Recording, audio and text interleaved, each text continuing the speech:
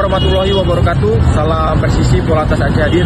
Mohon izin pada hari ini Jumat 14 November 2024 Bapak Dirlantas Polda Aceh beserta jajaran Polres Aceh Utara melaksanakan pembagian sembako dalam rangka Jumat Berkah.